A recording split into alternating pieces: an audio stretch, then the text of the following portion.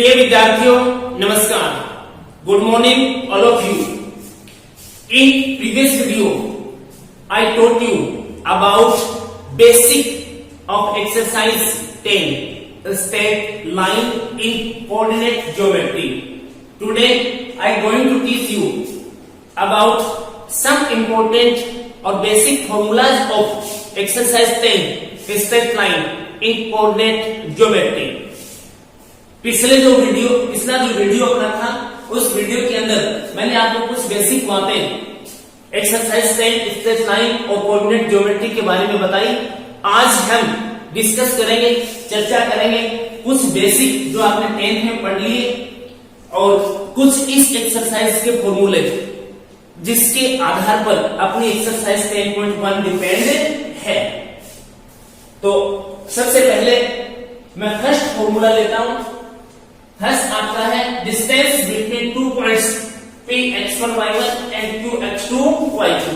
देखो जब हम पॉइंट्स की बात करते हैं तो आपको किसी भी क्वेश्चन के अंदर एक अकेला सिंगल पॉइंट सपोज करना पड़े तो P x और ये क्या भी y, यानी कि नॉर्मली कहीं भी अपन देखो 9 से 11 10th 11th 8th कहीं भी कोई भी क्वेश्चन है और उस क्वेश्चन के अंदर कोई चीज माननी पड़ती है, सम करनी पड़ती है, सपोज करनी पड़ती है, यानी कि वेरिएबल लेना पड़ता है, तो वो वेरिएबल नॉर्मली हम क्या लेते हैं x लेते हैं. अब बात आती है कि एक वेरिएबल नहीं दो वेरिएबल लेनी है तो दो वेरिएबल लेते हैं, तो दूसरा वेरिएबल नॉर्मल हम क्या लेते हैं भाई y लेते हैं. अब तीसरा वेरिएबल लेते हैं तो उसके साथ क्या लेते हैं भाई z. वो आपकी मर्जी पे डिपेंड करता है कि आप x लेते हैं, y लेते हैं, z लेते हैं, अन्य कोई नंबर लेते हैं. लेकिन नॉर्मली जो हम लेते हैं वो x हो गया y. तो यहां पे जब हमें सम ही करना है, हम मानना ही है हमें, तो हम कोऑर्डिनेट क्या मानते हैं x और y जो कि वेरिएबल हम मानते आ रहे हैं. अब यदि आपको कोई दूसरे तरीके से आपको मानना, ये नहीं मानना, तो नॉर्मल हम फिर ये मानते हैं q यानी कि अल्फा और क्या बीटा. x कोऑर्डिनेट तो अल्फा और y कोऑर्डिनेट क्या बीटा, या फिर r हम सपोज करते हैं h और क्या भी k. इस तरीके से मानते हैं. अब इस एक्सरसाइज के अंदर हम कितने ज्यादा मान लिया अल्फा बीटा x के लिए नहीं पढ़ते हैं, x और y पढ़ते हैं, या फिर हम पढ़ेंगे भी a और इसके साथ जो कोऑर्डिनेट है वो x1 और क्या भी y1, यानी कि एक पॉइंट लेना है तब तो xy हो जाएगा उसके कोऑर्डिनेट, और दूसरा पॉइंट लेना है तो उसके कोऑर्डिनेट हो जाएगा x1 और क्या y1. तीसरा जो पॉइंट लेना है तो उसके लिए उसके कोऑर्डिनेट्स हो जाएंगे x2 y2, और यदि आगे भी कोई पॉइंट लेना है तो x3 और क्या y3, और इसके आगे भी यदि कोई पॉइंट आपको सपोज करना है तो x4 y4. तो ये तो हो गई अपने पास जो अपन फॉर्मूले पढ़ते हैं, उन फॉर्मूलों के अंदर जो पॉइंट्स यूज में लेंगे उन पॉइंट्स के कोऑर्डिनेट सपोज करना. ये आप ये मत समझना कभी भी जो कि बुक में दे रखा उसी के अकॉर्डिंग हम फॉर्मूले पढ़ेंगे वही सकते हैं ना. उसके अकॉर्डिंग तो अपन वो तो सिंबल मेथड है, तो वो सिंबल अपना बना सकते हो आप, तो वो सिंबल बनाना है. तो मैंने यहाँ जो पॉइंट अपने लिए हैं उन पॉइंटों के अंदर अपने पास क्या है P x1 y1 and Q x2 y2, इस तरीके से पॉइंट लिए. अब इन पॉइंट्स के बिटवीन हमें डिस्टेंस फाइंड आउट करनी है, अर्थात कि कुछ इस तरीके से है. अपने पास एक पॉइंट है P और इसके जो कोऑर्डिनेट्स हैं वो अपने पास x1 और क्या भी y1 है. सेकंड अपने पास एक पॉइंट है Q और इसके जो कोऑर्डिनेट्स हैं वो अपने पास क्या भी x2 और ये क्या भी y2.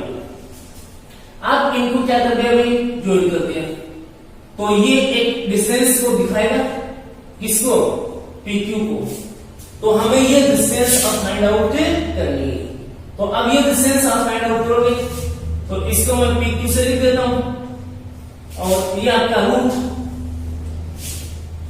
रूट है. तो अब इसमें से ये माइनस कर लेना, जैसे कि कल मैं बता भी रहा था आपको x2 माइनस कितना x1, और इसका करेंगे भाई स्क्वायर, प्लस y2 माइनस कितना y1, ये y2 और माइनस कितना भाई y1 और इसका स्क्वायर. और इसका जो आंसर आएगा वो आंसर केवल हमें पॉजिटिव ग्रहण करना है, पॉजिटिव लेना है, पॉजिटिव कंसीडर करना है, क्योंकि लेंथ हमेशा कैसी होती है, पॉजिटिव। या फिर मैं इसको लिखूं PQ इक्वल्स टू रूट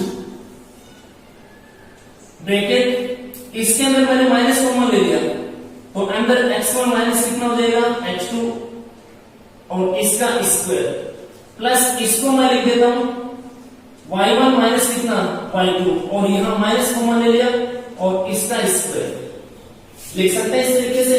अब जब ये स्क्वायर करेंगे तो ये माइनस माइनस क्या हो जाएगा भाई, प्लस हो जाएगा।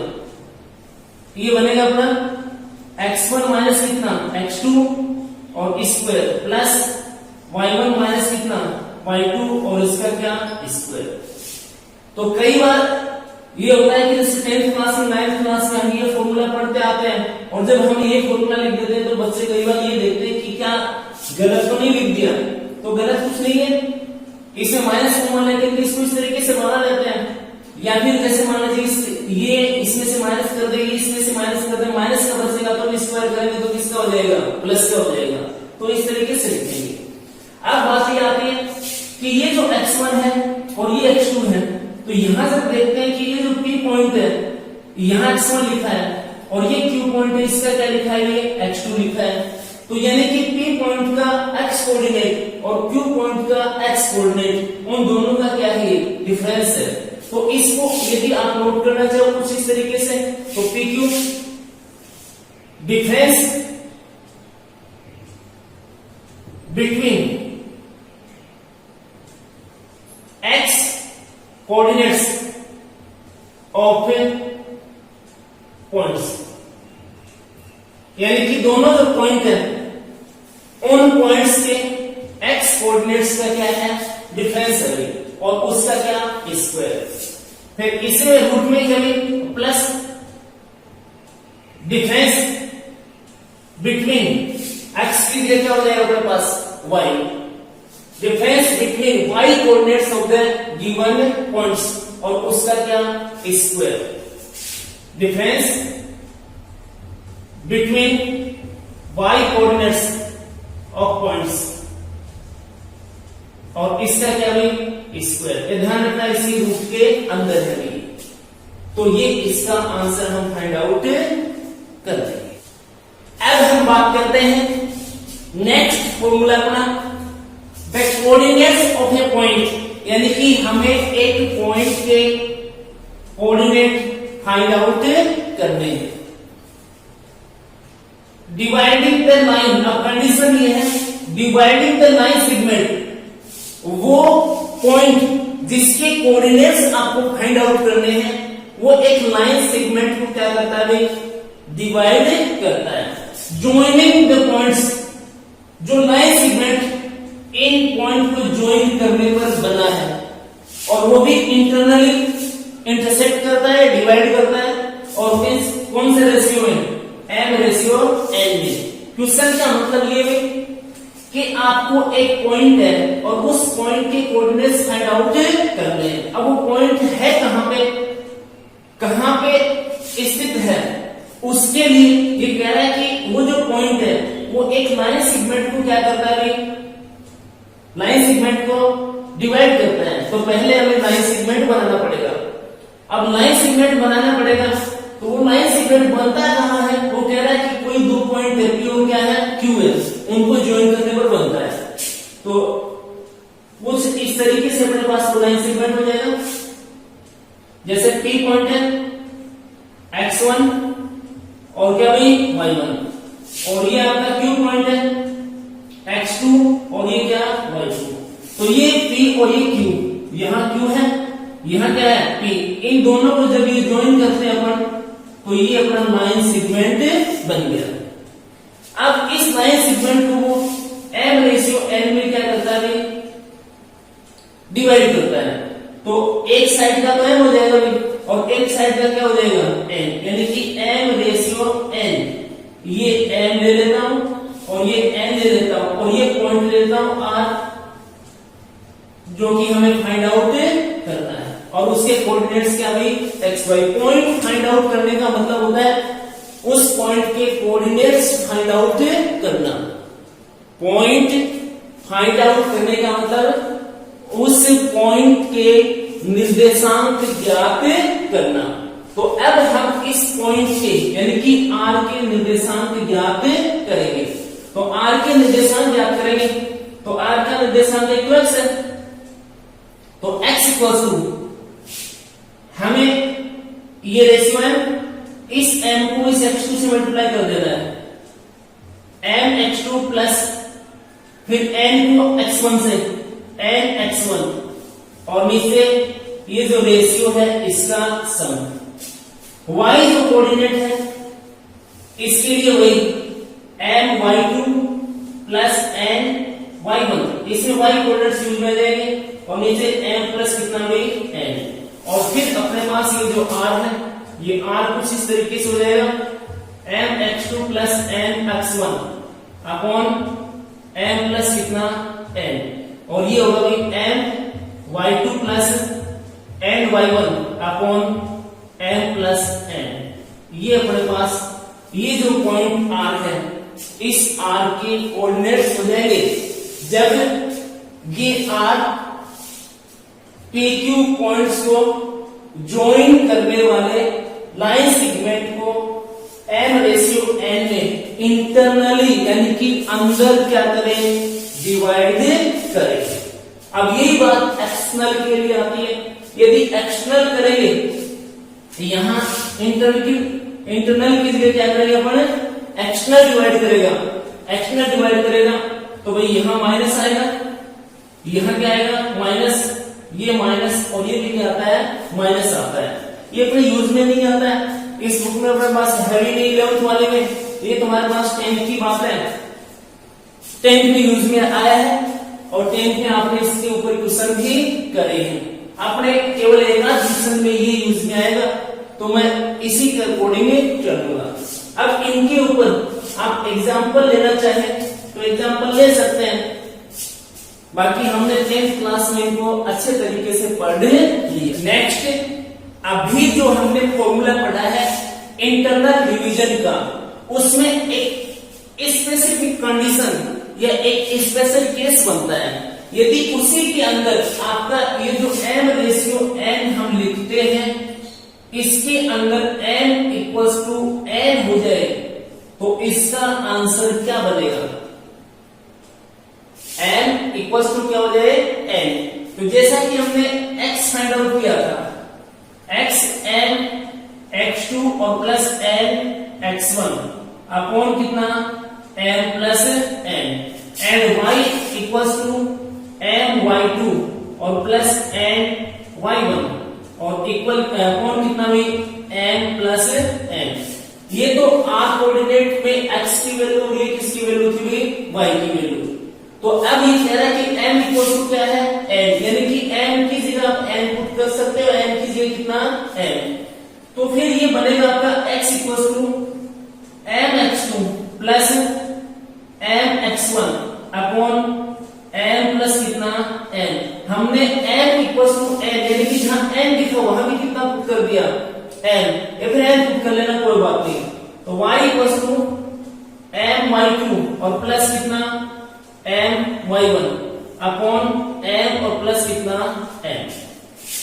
अब इसके बाद इसका आंसर हो जाएगा x इक्वल टू ऊपर कॉमन कितना आएगा n, तो ये x2 प्लस कितना x1 और नीचे हो जाएगा 2n और ये हो जाएगा y equal to n common तो y2 और प्लस कितना y1 अपॉन 2n। इस तरीके से बन जाएगा। अब ये m से आपका m कैंसिल और यहां भी m से m कैंसिल, तो x इक्वल हो जाएगा भाई x2 प्लस x1 अपॉन 2 और y इक्वल हो जाएगा भाई y2 प्लस y1 और अपॉन कितना 2, यानी कि r अपने पास होगा x2 प्लस x1 2 और y2 प्लस y1 अपॉन कितना 2, और ये कहलाएगा आपका mid point of the line segment PQ। यानी कि फिर ये और ये जगह इनमें डिफरेंस नहीं होगा, ये PR और इक्वल्स टू कितना होगा भाई RQ होगा जब n इक्वल्स टू कितना होगा, n होगा। और इसको हम बोलेंगे the mid point of the line segment joining the points P(x1, y1) and Q(x2, y2)। या फिर आपसे क्वेश्चन में पूछता है कोई भी लाइन सेगमेंट है और उसका आपको मिड पॉइंट फाइंड आउट करना है, क्योंकि अब मिड पॉइंट फाइंड करने के क्वेश्चन कम ही आएंगे। जो बड़ा क्वेश्चन अपने पास होगा 11th के तरीके से अपन पढ़ेंगे, उसमें कहीं न कहीं हमें फाइंड आउट करना पड़ेगा, तो फाइंड आउट कर लेंगे। अब नेक्स्ट आता है, आपने 10th में पढ़ा भी है, the area of the triangle whose vertex are. अब ट्राइंगल है और ट्राइंगल के वर्टेक्स जो है वो वर्टेक्स कितने होते हैं भाई, 3 होते हैं।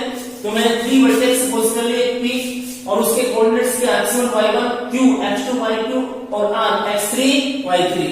जो 10 के अंदर आपने ट्राइंगल को पढ़ा है, कई प्रकार के पढ़े हैं, उनके ऊपर थ्योरम्स पढ़ी है, लेकिन उनमें कहीं कोऑर्डिनेट नहीं थे। अब कोई भी पॉइंट अपन लेंगे तो समझो कि कोऑर्डिनेट ज्योमेट्री पढ़ रहे हैं, उसके साथ पॉइंट के कोऑर्डिनेट जरूर आएंगे। तो ये कुछ इस तरीके से अपने पास बनता है, P x1 y1, ये आपके पास Q x2 y2 और ये आपके पास R x3 y3। कई बार अपने दिमाग में होता भी है और सोचते भी हैं, कई बार पूछते नहीं, कई बार पूछ भी लेते हैं कि आपको क्या पता चला कि P यही आएगा, Q यहाँ आएगा और R यहाँ आएगा। नहीं, आपकी जो इच्छा हो आप उसके अकॉर्डिंग इसको सपोज कर सकते हो, कहीं लिख सकते हो, कोई फर्क नहीं पड़ता है। यदि आप P यहाँ लिखना चाहो यहाँ लिख दो, क्योंकि ये तो रफ स्केच है, ये तो रफ डायग्राम है। तो रफ डायग्राम में तुम्हें क्या फर्क पड़ेगा कि P यहाँ है, Q यहाँ है या फिर R यहाँ पे है। जब इसका हम बिल्कुल सही डायग्राम बनाते हैं ग्राफ पेपर के ऊपर, तो जहां आना है वहां आएगा ही। तो अब इसका जो एरिया है, उस एरिया का फॉर्मूला अपने पास बनेगा भाई, लिखेंगे एरिया ऑफ ट्राइंगल PQR। ये जो PQR ट्राइंगल बना है, इसका एरिया इक्वल्स टू मोड, ये अपने पास x1 और y2 माइनस कितना y3 माइनस ये आपके पास x2 और ये y1 माइनस कितना y3 और प्लस ये अपने पास कितना भी x3 और ये y1 माइनस कितना y2 और इसके लगाएंगे क्या भी मोड, क्योंकि ये पॉजिटिव नंबर लेते हैं। दूसरी बात, आप ट्रायंगल का एरिया फाइंड आउट करते हो परपेंडिकुलर वाले का, तो उसमें 1/2 से भी आप क्या करते हो, मल्टीप्लाई करते हो। तो इसमें कहीं भी आप 1/2 से क्या कर दो भाई, मल्टीप्लाई कर दीजिए। ये आ जाएगा अपना स्क्वायर यूनिट्स, ये है 1/2 mode of x1 y2 minus y1, यानी कहने का मतलब x1 x2 x3, x1 x2 और क्या नहीं x3, यानी कि x कोऑर्डिनेट जितने भी वो लिख देंगे। अब ब्रैकेट के अंदर जैसे x1 है ना, तो इसमें y1 नहीं है, तो ये y2 माइनस कितना y3 है। इसके बाद ये x2 है ना, तो इसके साथ क्या नहीं है, y2 नहीं है, तो y1 माइनस कितना y3। और यहाँ x3 है, तो इसके साथ क्या नहीं है, y3 नहीं है, तो y1 माइनस कितना y2। कभी सोच रहे हो यहाँ क्या आता है, पॉजिटिव आता है, बुक्स में दे भी रखा होता है, कोई बात नहीं, वो भी सही है, ये भी सही है, क्योंकि बुक्स के अंदर फिर लिखा मिलेगा आपको, यहाँ y3 माइनस कितना y1, यानी कि यहाँ माइनस कॉमन लेके दिखाता है। वो क्या दिखाता है, माइनस कॉमन लेके दिखाएगा, तो y3 माइनस कितना आएगा y1, तो ये माइनस माइनस फिर क्या हो जाएगा, प्लस हो जाएगा। मैं माइनस लगाता हूँ क्योंकि फॉर्मूला याद करने में प्रॉब्लम नहीं होती। फिर x1 x2 x3 y2 y3 यानी कि x1 है ना, तो y1 नहीं आएगा, ये छोटे में से बड़ा वाला माइनस करना है, छोटे वाले में से बड़ा वाला माइनस करना है, छोटे वाले में से बड़े वाला, छोटे वाले में से बड़े वाले से मतलब है मेरा कि y2 y3 यानी कि 2 और 3 से है, वो से नहीं है, तो ये 1 और कितना है 3, ये 1 और कितना है आपका 2 है। तो कुछ इस तरीके से हम नोट कर देते हैं। अब आपने 10th क्लास में पढ़ा है कि ये 3 पॉइंट आपके पास, एक P है, एक ये R है और एक ये क्या है Q है। तो ये कोलिनियर कब होंगे, ये एक लाइन में कब होंगे, ये संरेख कब होते हैं। तो आपने डायरेक्ट ये फॉर्मूला पढ़ा है, आपने डिस्टेंस फाइंड की है, आपने डिस्टेंस फाइंड की P और R के बिटवीन डिस्टेंस। फिर आपने फाइंड की क्या, R और किसके बिटवीन डिस्टेंस, Q के बिटवीन डिस्टेंस। और फिर आपने फाइंड किया PQ डिस्टेंस। तो PR प्लस RQ और इक्वल्स टू कितना आ गया आपका PQ आ गया। तो आपने बोल दिया कि पॉइंट्स कैसे हैं भाई, संरेख हैं, एक ही रेखा में हैं, ये कोलिनियर पॉइंट्स हैं।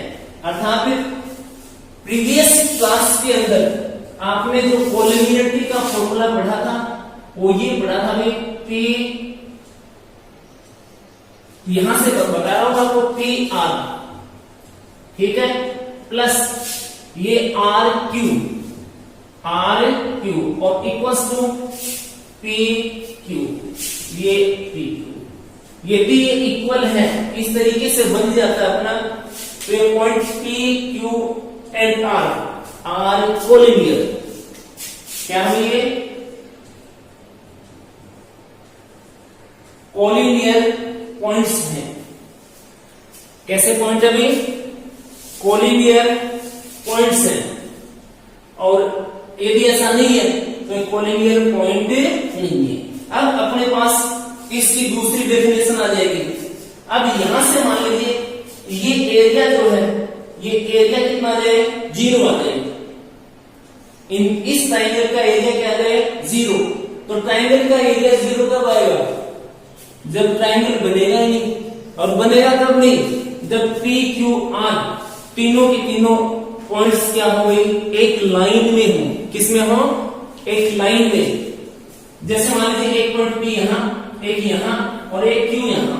तो यहां से तो आप कैसे भी लेके ट्रायंगल बना लोगे, ये पॉइंट है तो ये ट्रायंगल्स बन जाएंगे।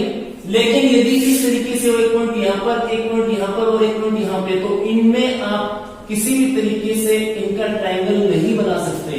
और जब ट्रायंगल नहीं बनता है तो उसका एरिया हमेशा कितना आता है, 0 आता है। तो यदि क्वेश्चन के अंदर आपसे पूछ लिया जाए कि prove that the given PQ and R are collinear, तो आप इनसे ट्रायंगल का एरिया फाइंड आउट करके दिखा दीजिए। और वो एरिया तुम्हारे पास कितना आना चाहिए, 0 आना चाहिए। 0 आ गया तो then we can say that point PQ and R are collinear points. और वो 0 नहीं आता है तो वो कोलिनियर पॉइंट्स नहीं है। तो ये इनकी कोलिनिटी की थ्योरम बनती है। ये तो आपने 10th में पढ़ा है कि 3 points are collinear, then PR plus RQ equals to PR। और ये अपने पास क्या आ गया, 11th आ गया।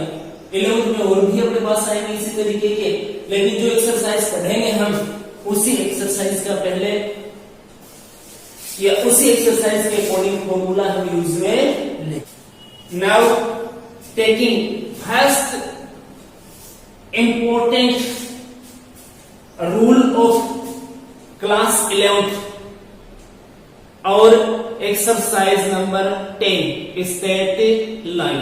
यानी कि ये जो अभी तक हमने पढ़ा है ये तो आपका बेसिक आपने क्लास 10 के अंदर आपने पढ़ लिया। अब जो स्टार्ट कर रहे हैं वो आपके लिए एक नया मैटर है, नया टॉपिक है, और जो क्लास 11 का कोऑर्डिनेट ज्योमेट्री का बेस है। तो इसके अंदर ये जो टॉपिक अपना है इसमें लिखा है मैंने slope of A line, slope of A line यानी कि रेखा का ढाल। यहां ये वर्ड लिखा है स्लोप, स्लोप को हिंदी में पर ढाल, इसको नॉर्मली मैं यूज लेता हूं प्रवणता लिखते हैं, या फिर इसको हम झुकाव बोलते हैं। स्लोप को ढाल, प्रवणता या फिर क्या बोलते हैं भी, झुकाव बोलते हैं। इसका दूसरा इंग्लिश में जो यहां पर यूज में लेते हैं, जो ग्रेडियंट स्लोप को क्या बोलते हैं भाई? ग्रेडियंट बोलते हैं। हिंदी में इसको ढाल, प्रवणता या फिर क्या बोलते हैं भाई? झुकाव बोलते हैं। तो हमें किसी भी एक लाइन, कोई भी एक लाइन है, उस लाइन का हमें स्लोप फाइंड आउट करना है। इस स्लोप को हम स्मॉल एम, जहां जरूरत पड़ी वहां कैपिटल एम, दो या दो से अधिक रेखाएं हुई तो एक रेखा का स्लोप m1, दूसरी रेखा का स्लोप m2, तीसरी रेखा का स्लोप m3। यानी कि ये जो स्लोप है, ये जो आपकी ग्रेडियंट है, ढाल, प्रवणता, झुकाव है, इसको हम m से डिनोट करेंगे। किससे डिनोट करेंगे? m से। वही बात है पॉइंटों वाली, यदि एक से ज्यादा अपने पास लाइन से रेखाएं हैं और उनका स्लोप हमें फाइंड आउट करना पड़ा तो उनको हम सरल से डिनोट कर देंगे, m1 से, दूसरी को किससे? m2 से, तीसरी लाइन के स्लोप को किससे डिनोट कर देंगे? हमें m3 से डिनोट कर देंगे। अब हम फाइंड आउट करते हैं स्लोप ऑफ ए लाइन। ये स्लोप ऑफ लाइन कहां से फाइंड आउट करेंगे? भाई कोई भी बात होती है उसका एक इनिशियल पॉइंट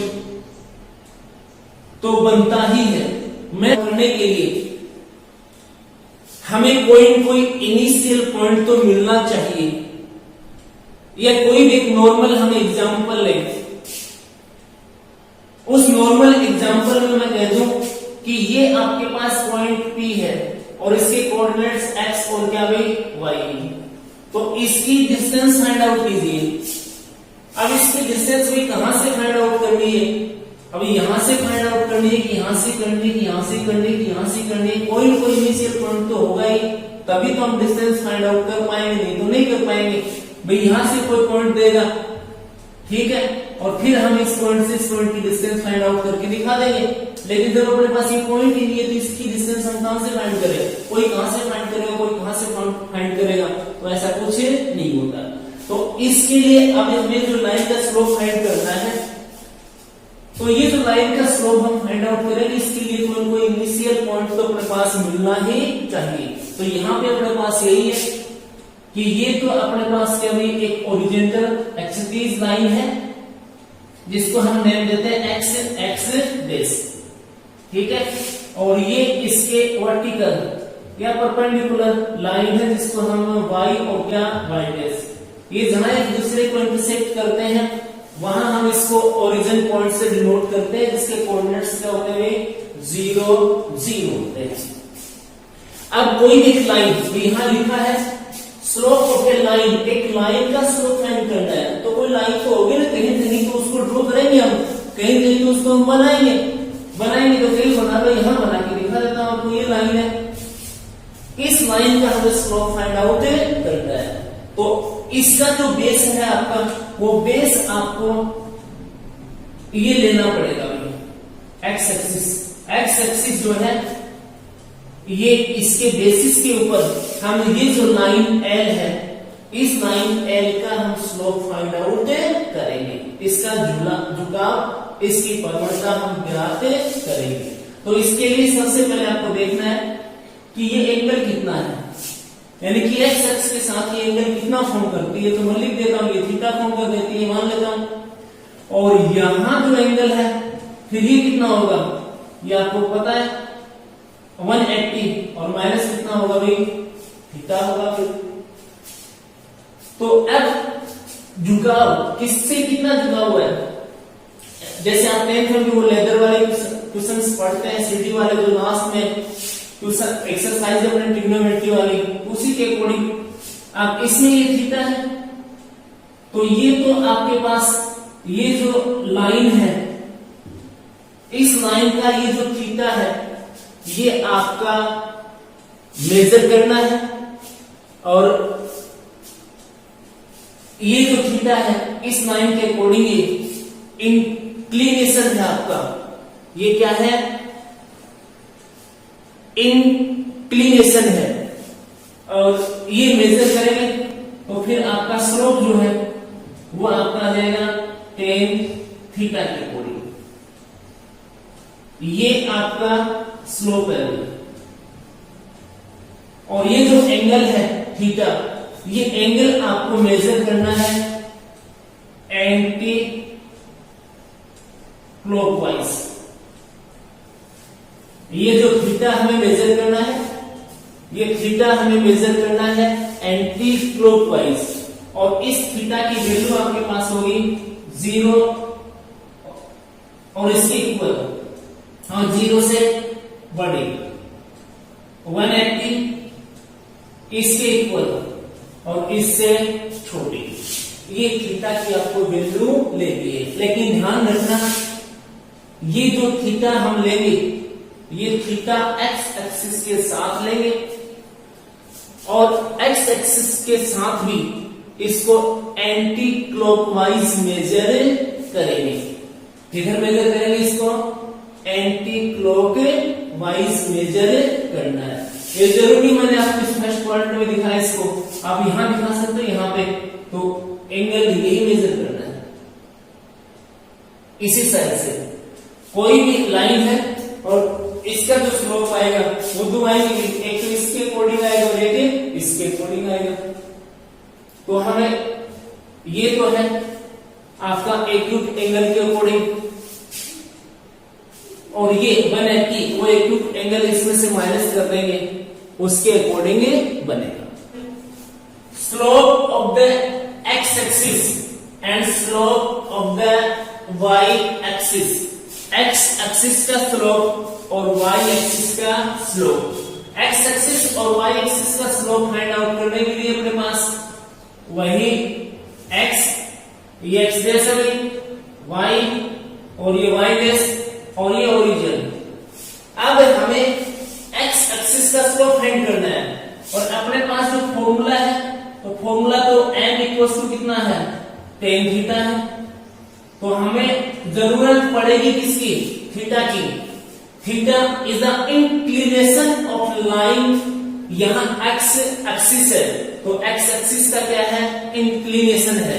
हमें इसका स्लोप और ग्रेडियंट फाइंड आउट करना है, तो इसके लिए जरूरत पड़ेगी किसकी? थीटा की। अब जैसे थोड़ी देर पहले मैंने आपको बताया कि यहां ये जो लाइन है, ये आपकी लाइन है, ये थीटा है, तो ये x एक्सिस के साथ जितना एंगल फॉर्म करती है वही थीटा कहलाएगा। तो अब अपने पास ये x एक्सिस है और हमें इसी x एक्सिस का स्लोप फाइंड आउट करना है। तो अब ये बताइए कि x एक्सिस के साथ कितना एंगल फॉर्म करती है? x एक्सिस के साथ कितना एंगल, कितना कोण बनाती है? तो ये x एक्सिस और यही वो लाइन, तो इनके बिटवीन एंगल कितना हुआ? फिर 0 होगा। कोई भी लाइन है वो स्वयं के साथ इटसेल्फ जो एंगल फॉर्म करती है वो कितना? 0 करती है। तो m इक्वल्स टू ये आपका tan 0 और tan 0 की वैल्यू होती है कितनी भाई? 0। तो भाई x एक्सिस की जो प्रवणता आएगी, इसका जो स्लोप आएगा वो कितना आएगा भाई? 0 आएगा। ये हमें याद रखना है। इसके बाद second, slope of the y axis. y axis का स्लोप तो अपने पास ये है y एक्सिस, ये रही। अब इस y एक्सिस का स्लोप फाइंड करना है, तो y एक्सिस का स्लोप फाइंड करना है तो m इक्वल्स टू वही फॉर्मूला अपना कितना? tan theta. अब हमें जरूरत किसकी पड़ेगी? थीटा की। और थीटा क्या होता है? x एक्सिस के साथ बनाया गया एंगल, और वो भी कैसा? Anti clockwise. तो ये x एक्सिस और ये y एक्सिस, इसका स्लोप हमें फाइंड करना है। तो ये इसके साथ कितना एंगल फॉर्म करती है? तो ये 90 डिग्री फॉर्म करती है। तो थीटा की वैल्यू अपने पास कितनी हो गई? 90 डिग्री हो गई। अब इसकी वैल्यू 90 डिग्री हो गई तो m इक्वल्स टू अपने पास कितना हो जाएगा? tan 90 यानी कि tan पाई बाई 2। और tan 90 की वैल्यू कितनी होती है? इनफाइनाइट, यानी कि नॉट डिफाइंड। ये हो जाएगा। अर्थात y एक्सिस जो है और उसका जो स्लोप है वो इनफाइनाइट आएगा, यानी कि नॉट डिफाइंड नहीं है। तो ये लिख सकते हो और ये भी लिख सकते हो। और कहीं क्वेश्चंस के अंदर हमें यूज में लेना पड़ा y एक्सिस का स्लोप, तो इसको इनफाइनाइट लिख करके 1/0 पुट करेंगे और 1/0 पुट करके इसको हम यूज में लेंगे। तो ये हो गई अपने पास स्लोप ऑफ x एक्सिस 0 और स्लोप ऑफ y एक्सिस ये आता है नॉट डिफाइंड, यानी कि इनफाइनाइट आता है। और इनफाइनाइट को 1/0 लिख करके हम क्वेश्चंस में सॉल्व कर लेते हैं। अब इसमें अपने पास नेक्स्ट पॉइंट अपना है या नेक्स्ट फॉर्मूला क्या है कि slope of A line which passes through 2 points Px1 y1 and Qx2 y2। देखिए अभी जो हमने स्लोप का फॉर्मूला पढ़ा है वो m इक्वल्स टू अपने पास क्या भाई tan थीटा एंड वह theta made angle made by the line and measure anticlockwise with x axis, यानी कि यदि अपने पास थीटा हो अर्थात जिस लाइन का आपको स्लोप फाइंड आउट करना है उस लाइन या वह लाइन हमें पता हो कि x एक्सिस के साथ कितना एंगल फॉर्म करती है, कितना एंगल बनाती है, तो हम वो एंगल फाइंड आउट कर लेंगे और उसके साथ tan थीटा में उसकी वैल्यू फाइंड करेंगे तो वही उसका ग्रेडियंट या वही उसका स्लोप या प्रवणता बन जाएगा। लेकिन बाय द वे मान लीजिए अपने पास एक ऐसी लाइन हो जिसका हमें एंगल का पता नहीं हो कि वो x एक्सिस के साथ कितना एंगल फॉर्म करती है, तो फिर हम उसका स्लोप कैसे फाइंड करें। तो उसके लिए दूसरा तरीका अपने पास है, दो बिंदुओं Px1 y1 तथा Qx2 y2 से जाने वाली रेखा की प्रवणता। तो उसके लिए क्या करते हैं हम, ये अपने पास x y एक्स y और क्या y डैश, सपोज करिए वो लाइन है, इसमें यहां बिंदु P x1 और क्या y1 और यहां बिंदु क्या है Q और ये x2 y2। कई बार अपने दिमाग में होता है, बार बार रिपीट करता हूं मैं कि पॉइंट यहां होगा और एक पॉइंट कहां होगा यहां ना। अब इस लाइन के ऊपर तो इनफाइनाइट या क्योंकि नॉट डिफाइंड पॉइंट से पता नहीं कितने यहाँ पर काउंट ही नहीं कर सकते, यहां भी पॉइंट है, यहां सब इस जगह पॉइंट ही पॉइंट है, इनफाइनाइट पॉइंट है। तो इन पॉइंट में से कोई भी हमारे पास दो पॉइंट हो, वो पॉइंट यहां हो सकता है, यहां हो सकता है, यहां पर और यहां पर, यहां और यहां, कहीं पर भी कोई भी दो पॉइंट हो और उन पॉइंट से हम उसका स्लोप फाइंड आउट कर सकते हैं। उसके स्लोप का फॉर्मूला जाएगा m equals to y2 minus y1 और अपॉन x2 माइनस x1 और इक्वल्स टू y1 माइनस कितना y2 अपॉन x1 माइनस कितना x2।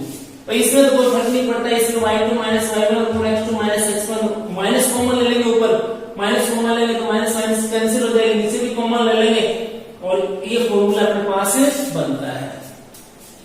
यानी कि ये कहें कि y कोऑर्डिनेट्स जो है उनका डिफरेंस अपॉन x कोऑर्डिनेट है उनका डिफरेंस, लेकिन सेम वे में। जैसे मान लीजिए ये y2 माइनस क्या करते हो y1, तो ये आपको करना पड़ेगा x2 माइनस क्या x1, या फिर आप क्या करते हो x1 minus sorry y1 minus क्या y2, तो फिर आपको करना पड़ेगा x1 माइनस कितना x2। तो इसका क्या आ जाएगा भाई स्लोप आ जाएगा। अब ये पॉइंट कहीं भी हो सकते हैं, यहां भी हो सकते हैं, यहां भी हो सकते हैं और यहां भी हो सकते हैं। और अब इसी में मैं आपको एक क्वेश्चन और बता देना चाहता हूं। वो क्वेश्चन ये आपने थोड़ी देर पहले पढ़ा कि ये पॉइंट आपके पास A, ये पॉइंट B और ये पॉइंट क्या C है, यही पॉइंट P, ये पॉइंट आपके पास Q और ये पॉइंट क्या भाई R है। तो अब हमें बताना है कि पॉइंट्स कोलिनियर कब होंगे। तो इसकी कोलिनियरिटी के लिए आपने निकाला PQ और फिर निकाला क्या QR और फिर निकाला क्या PR, यानी कि PQ plus QR equals to कितना होगा QR, तो कोलिनियर है। या फिर AB और प्लस क्या BC और इक्वल्स टू क्या भाई AC, तो ये पॉइंट्स कैसे हैं कोलिनियर है। तो ये तो सेम ही बात है।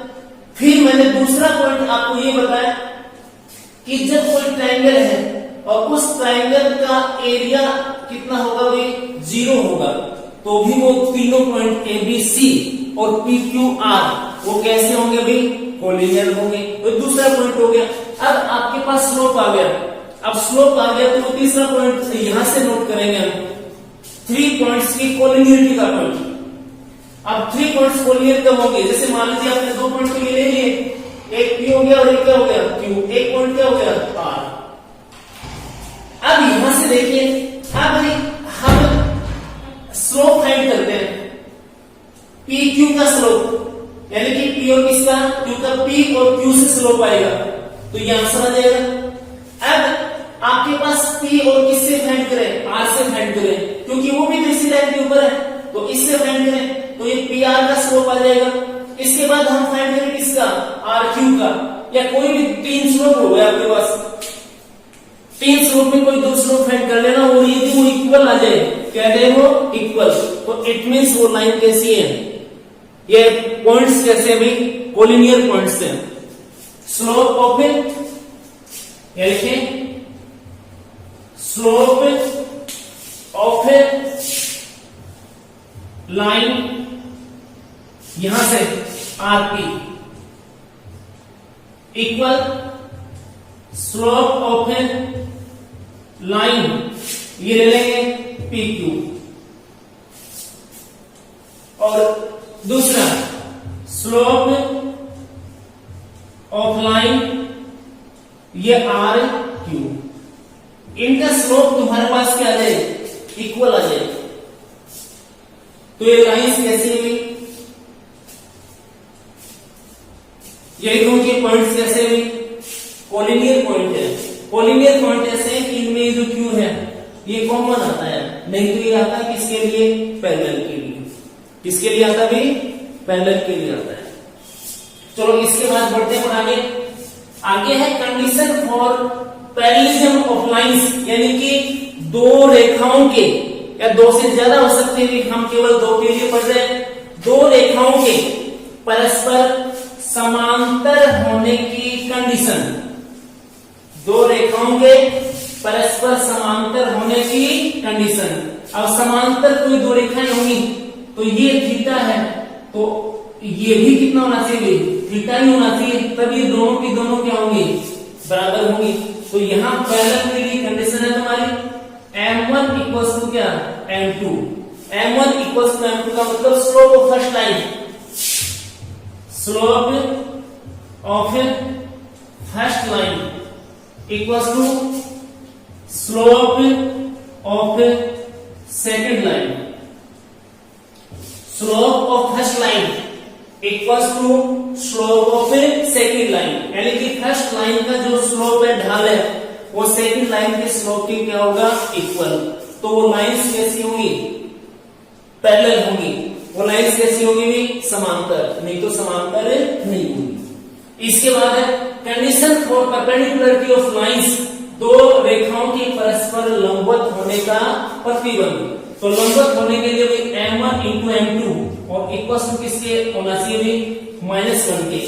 ये आपके पास है slope of first line, slope of first line into m2 क्या भी स्लोप ऑफ सेकंड लाइन और इक्वल्स टू कितना -1, यानी कि फर्स्ट लाइन का स्लोप फाइंड कर लेंगे, फर्स्ट लाइन की प्रवणता याद कर लेंगे और दूसरी लाइन की प्रवणता याद कर लेंगे, उनका गुणा करके देखेंगे, और यदि उनका गुणा -1 आता है तो वो दोनों लाइनें परस्पर कैसी हैं लंबवत है, नहीं तो लंबवत नहीं है, इक्वल आ जाएंगे, उनका स्लोप इक्वल आएगा तो वो समांतर है, उनका स्लोप इक्वल नहीं आएगा तो फिर वो कैसी हुई लंबवत हो सकती है या फिर इंटरसेक्टिंग हो सकती है, बट उनका जो मल्टीपल है वो मल्टीपल किसके इक्वल आ जाए -1 के इक्वल आ जाए।